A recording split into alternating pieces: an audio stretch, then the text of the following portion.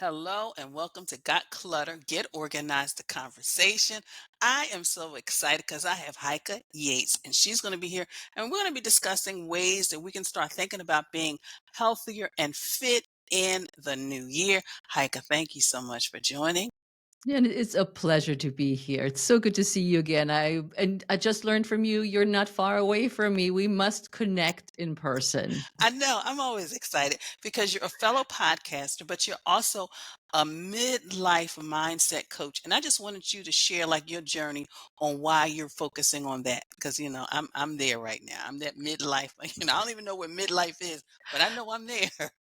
That is a really, really good question. What is midlife? And for the past last year, I focused on women over 50. And I had a conversation with another podcaster, and he says, "Well, Heike, midlife doesn't stop when you're 60. Midlife doesn't stop when you're 60. Yes, there is a gap as you get into your 80s and 90s, and that's a different age group. But for us, midlife starts somewhere around 40 and keeps going until, let's say, 80. So I said, at 62, I totally fit in there. And it is, when you think about where does it start, where does it end? It it never does start or end. It's, I think, how we feel about it and how we move forward in our life. And as I think back on my career of 35 years in fitness and nutrition and mindset, business and industry, I just can relate more to that age group. Can I train somebody or work with somebody who's in their 30s, which I do have? And I'm like, absolutely. But when you're in your 50s, you have completely different needs than when you're in your 30s, when it's physically, emotionally. And that's where I can connect the best because I understand what women go through, and they share their stories with me that I can relate to my audience. And I've been there. I am still there. I'm learning from all of you guys. Mm. And you know what? And you're right, because we do have different needs. Yes, I'm in the mid, probably past the mid.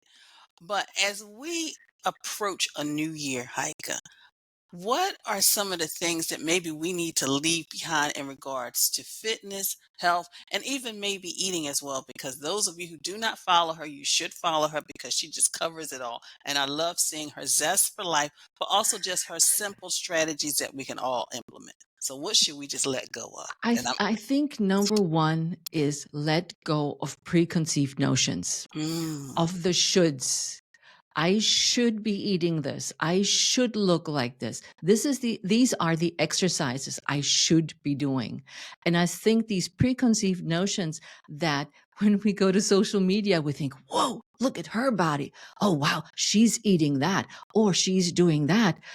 We all think that it works for ourselves too, but we are so different from the next person that you really have to hone in on what it is important to you. And I think also what works for your lifestyle.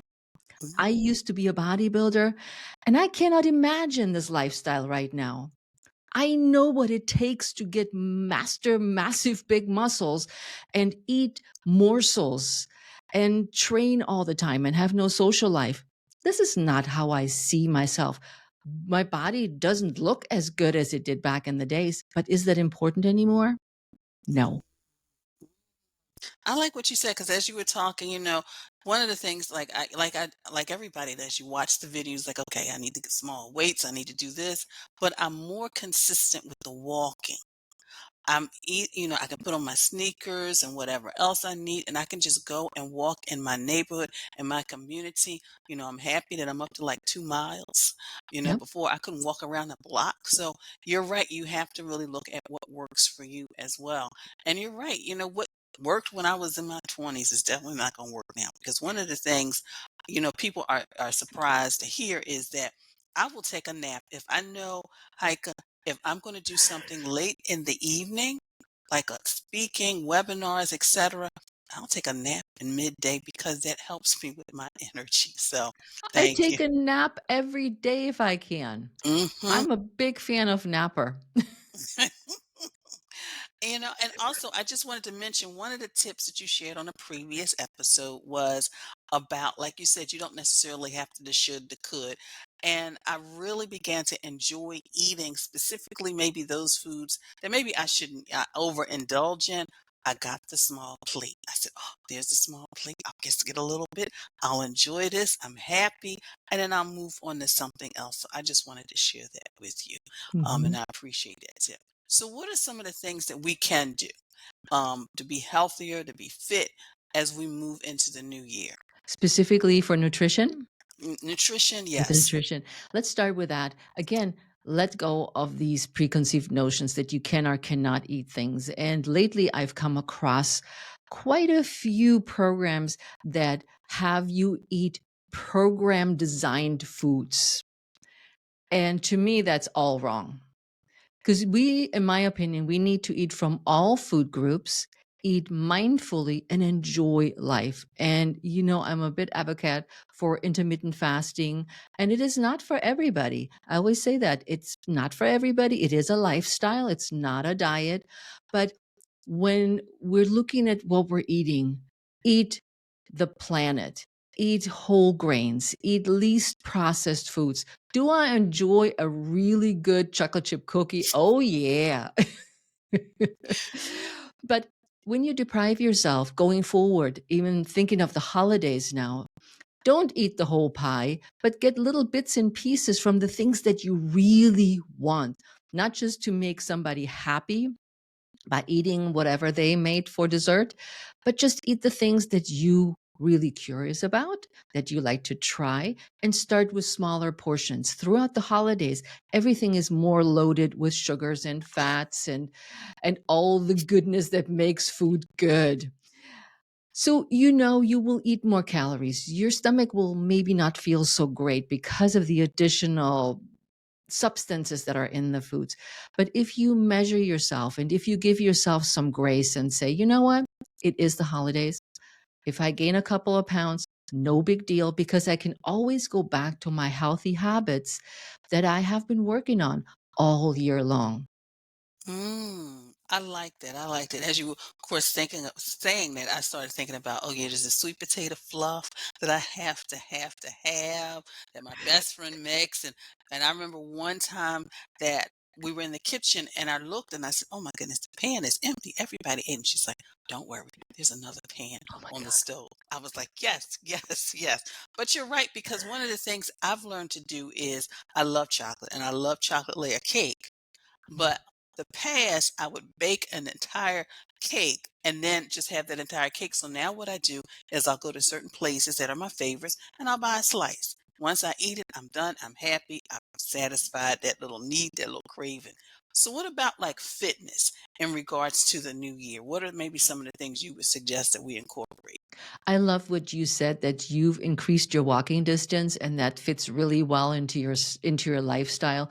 And this is also going forward as the new programs roll around and they're very enticing and they show all these models that are in super duper shape and they all make it look so easy. And it's so easy to get overwhelmed in the new year and thinking, no, if I just jump in, I get this membership and I will do all the things I've been thinking of doing. You last max, from my experience, 6 weeks at the most, and then you're done because it's not your lifestyle. It is not what you like to do. That's another thing. If somebody says, oh, you should join the gym, and you really don't like going to the gym, you most likely are not going to go. You feel guilty, so you will go because you paid all that money. I would say, look at what you're doing right now. Whatever it is, whether it's weights and Pilates or walking or whatever it is that you do for your fitness, and just do a little bit more of it in the new year. Just a little bit more. If you're curious about a different exercise program, like if, for instance, if you've never taken Pilates Hmm. before, check that out.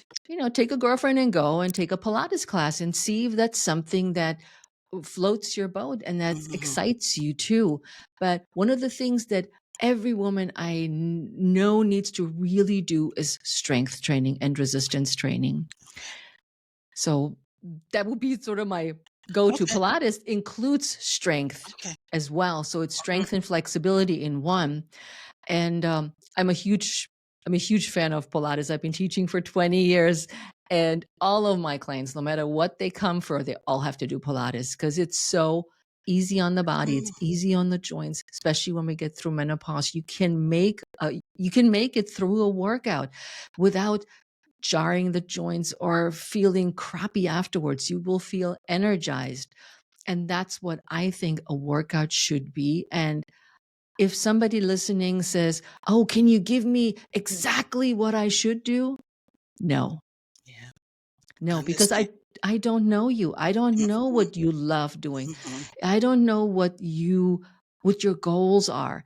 But start doing a little bit more, especially after the holidays, of what you love doing, mm, and then go from there. mm. You know what? I used to be one of those people that had a gym membership and never went. Amen. So that's when I realized, okay, the gym is not my thing. So let me walk, and I can walk in the middle, in the morning, midday, maybe early evening. I love connecting with friends. So you are right. So just one more question in regards to our mindset, Mhm. because we're the midlife. So is there something that maybe we need to embrace in the new year? I would encourage all the listeners to think about what they want from the new year, how they want to feel, what the dreams and aspirations are for the new year. Not about fitness or nutrition, but just how do I want to feel in the new year? What is it? What is the mindset that I want to embrace? And oftentimes it's popular to choose a word for the year and say, my next year is um, perseverance or whatever it is, or confidence, or whatever the word may be. That could be a way to go. But think about what are the things that are holding you back right now to not live the dream that you want to live, the dream life that how you want to feel about yourself, your body confidence, your mindset towards other people. What is it that gives you peace and strength, and what is it that you really want? And it takes some work to work through all of this. There's a lot of layers that we need to peel back when it comes to that, because it's so easy to say, and I'm using that word, I want to be confident. Well, Mm, what does it mean to be confident? What kind of confidence? How would confidence look like to you? So there's something to think about. And oftentimes we don't want to do the work when it comes to our mindset. But I think a simple step is just imagine where you are, want to be next year emotionally. What can mm. you let go of? What are the things that drag you down and hold you back? Wow. That is something to really, really think about and ponder as we go into the new year. So, Heike, as a podcaster and a coach and a wife and a mother and a grandmother, how do you stay organized? I'm German. Ah, Honestly, I must have the ultra German gene in me. I like organization. I put mhm, things where I get them from. I like my husband and I. This is funny that you asked me this question. My husband and I had this conversation the other day, and about our workouts. I said, I know exactly when I do my workouts. On Monday, I walk and I do my TRX. On Tuesday, I do weights and I bike. On Wednesday is my Pilates day. And so on. I have a rest day on Friday. So and weekends are usually we do outside exercises because I love to be outside. But I stay organized by setting priorities. If exercise mhm. wouldn't be important to me and feeling good afterwards, I wouldn't do it. Do you think every day I go out and go, "Yay, it's biking day?" Not always. I'm like, "Ugh, do I really have to get changed and get on that bike and do the workout?" So it is a priority in our lives. What it is that's most, in my opinion, what is most important to you to stay organized is, what do I really want? And I mean, Mm. you're the expert in that field, Janet. So you have all the tips and strategies. When I watch your videos, I'm going, yep, that one, that's a good one. We're going to do that one. But you really changed my mindset in order to my exercise because I can do walking. And then, sometimes those days when it might be rainy, snowy, sleet, hail, I can actually do my low weights. I can work with my weights. Then on another clear day, I'll walk. So I can really start really planning because what happens to me is that the spring and the summer, I'm good. I'm out there walking consistent, but then once the weather starts dropping, it's like, okay, you need to get a little bit better with your exercise. Right now, I'm still good because I'm bundling up. But that is just what you shared with me is going to really help me really be consistent, more than 200 days a year, more like over close to 300. So I thank you. And even my day of rest, I like Sunday to just be my kind of do nothing day. Yep. So that'll be my day when I just don't do any exercise. So thank you so much. You gave me a tip today. I love it. So how can people connect with you, whether they want to listen to your podcast, follow you on social media, or really work with you one on one? You look for me at heikeyates.com, HeikeYates.com. My podcast is called Pursue Your Spark. And so you can find it anywhere you are listening to your podcast or even on my website. And I just recently added an additional podcast that's Pilates for Women in Midlife. So we have an extra little limited series podcast episode as well, which you can find also anywhere on social, but also on my website, and you can work with me there. So you can choose the strategy or the way to work with me that suits you best and your lifestyle. Thank you so much. I truly enjoy our conversations. So you continue to have a great day and thank you so much for your time. Thank you so much for having me, Janet.